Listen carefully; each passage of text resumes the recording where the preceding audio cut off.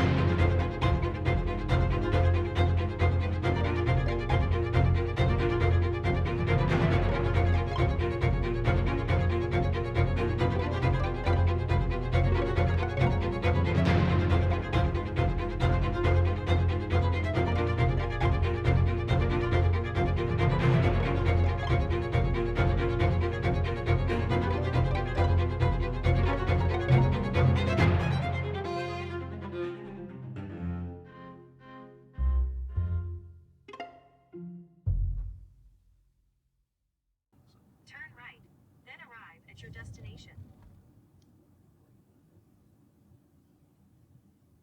There he is. Hello, my name is Emperor AP, and I run the Empire of Aeternia. Hello there. Hey, what's up? Hey, finally meet. I originally learned about micronationalism in high school. I had become interested in politics, but I didn't like the politics that I saw. With my family not having a ton of money, I felt like it would be really difficult for me to get them the help that I wanted to see in my lifetime. Started looking into things, ended up stumbling upon micronationalism. I felt like if I could find a way to join something that would be able to give kind of some community grassroots support, that I could help my family out quicker. And so eventually, I came to the realization after applying and sending out stuff to so many different nations that I wasn't gonna get contacted, wasn't gonna be a part of that, that I decided to start my own. Hello all newcomers and welcome back my fellow Aeternians. As always, it's me, Emperor AP, and for those newcomers out there, I figured today we would spend time talking about the basics of the Empire of Aeternia. Started Aeternia in 2016, August 20th, 2016. Went from just starting basically with an Instagram page, trying to talk a little bit to people online. Started the YouTube channel then, but didn't actually put out videos until I think 2018. Hello new arrivals and potential Aeternians. My name's AP, and this is our YouTube channel, a place where we can record our adventures, share our growth, and show off our unique culture to the world. So like 2 years after that, got into college, started hanging out with friends who became supportive of it, so I started making more videos. Got to the point where we got a few hundred subscribers. I was able to start live streaming, talking to people about it more seriously. That just about concludes it for our episode of Empire News, our very first live streamed episode of Empire News, and I really appreciate you guys watching. Got our first citizens then, 2018, 2019. We actually had a few people start to come visit us, which was really exciting. We had our first citizen visit. That is unprecedented in Aeternian history. It's something that has not happened before, where a citizen from outside of Aeternia actually comes to Aeternia and is able to be here and to experience everything It is a huge moment of growth for us, and it's something that really helped to define a lot of culture for me and make me feel more Aeternian as well. We are pushing forward, and I know that means big things for us and the micronational community. So, since we started doing all of the metal refining, we have had people who have started to donate cans to us, as well as, scrap copper, things like that. So what we generally do, this is our crushed can pile right here. I'll take some fresh cans, crush them up, add them to that, and then that's what we use as the medium to make a lot of our casts and molds for different items. One of the great things about having a girlfriend who's a mechanical engineer is she's good at CAD. So CAD's computer-aided design. You can take just about anything you want, create it in a software program, and 3D print it. So if we can 3D print those things, we can then use the process that I'm going to show you to cast them in metal. Now, we can use that to sell cool products, statues, things like that, even custom things for different micronations, coins, stuff that they would be excited about. But on top of that, we can also use it for tools. So one of the big things that I'm interested in currently is developing some gears for us so that we can do things like creating a wind turbine for ourselves. So, as well as automatic can crusher, stuff like that. There are a number of different opportunities once you can cast things in metal. These are some coins that we are making in copper, in pure copper, for the group Yes California. They're the Cal Exit coins that they're going to be selling. We're making a batch of 10 of them right now. But we'll get something that looks like this that comes out of the 3D printer. Then we will assemble it and glue the pieces together. That comes out looking kind of like this. And then we will take this, attach a big plastic rod to the end, and we will dunk it in a ceramic coating several times. And that'll actually make a hard shell that we can use to melt the plastic out and cast with. So I feel like it's not supposed to be about me. It's eventually supposed to be about the people who take it over after me. And so the thing that frustrates me, I guess, my biggest headache is that I'm never sure what the best direction to push it in is. I'm not a career politician. I'm not somebody who is seasoned at developing that, or even with business acumen to any extent. I'm doing this from the perspective of somebody who has no understanding of how it's done, but is trying to do it out of a feeling of necessity.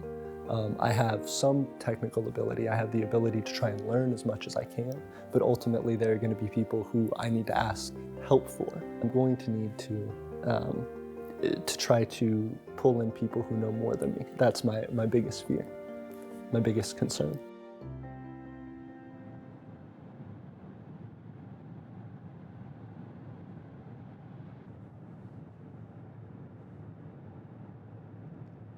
This summer is going to be a big push for us. We are hoping to have the RV completed. We've been repairing that, trying to get it fixable not only to drive for hopefully visiting other people and kind of spreading our message, but also for parking out there at Vitae, our first territory.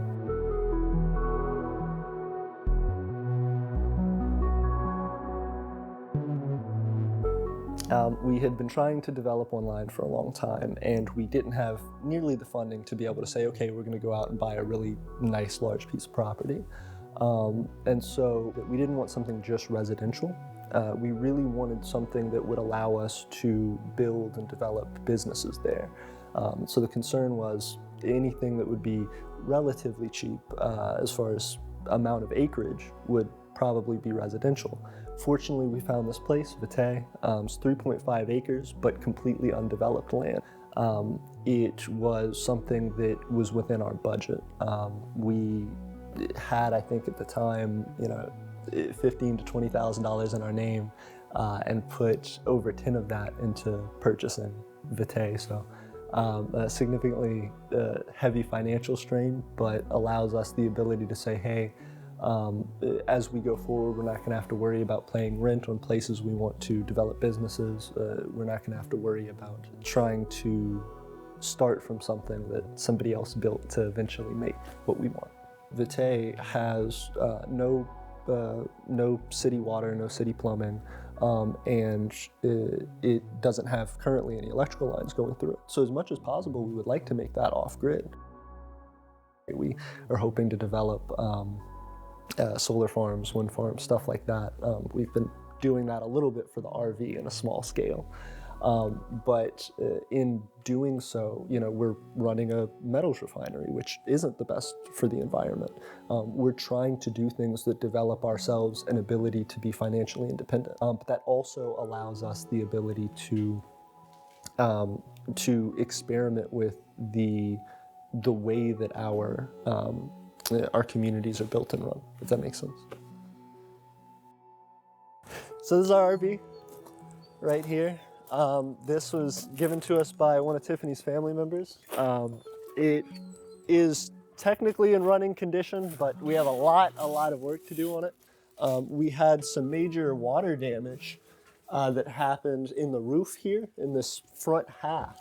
So we've been actually taking some time to tear out the entire roof to try and fix patches just like that one. This is essentially our way to have a mobile living quarters for a short period of time there at Vitae.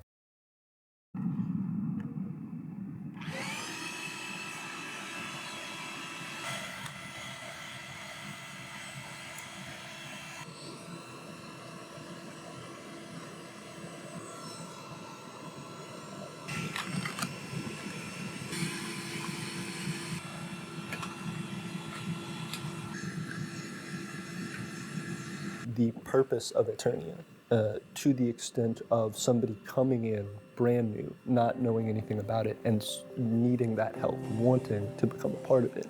I think for them, the purpose of Aeternia is to be an example that the way that you're living currently, if you have, poverty wages, if you're having to not be able to support yourself medically, if you are not able to feel represented, it should show you that you have a better opportunity, that there is a better way to live.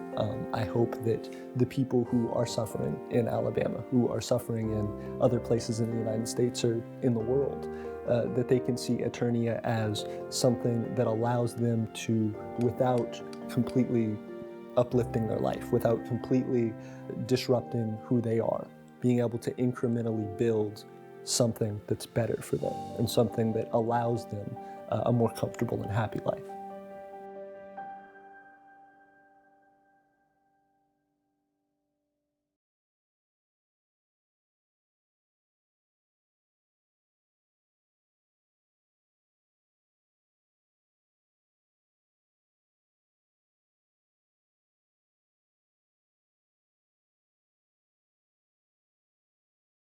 I felt like a great way to bring together the community, which I still believe in to this day, but people aren't excited about it like I am, is a national record system. So the idea that micronations could submit things from all over the world saying, this is my great record for insert thing.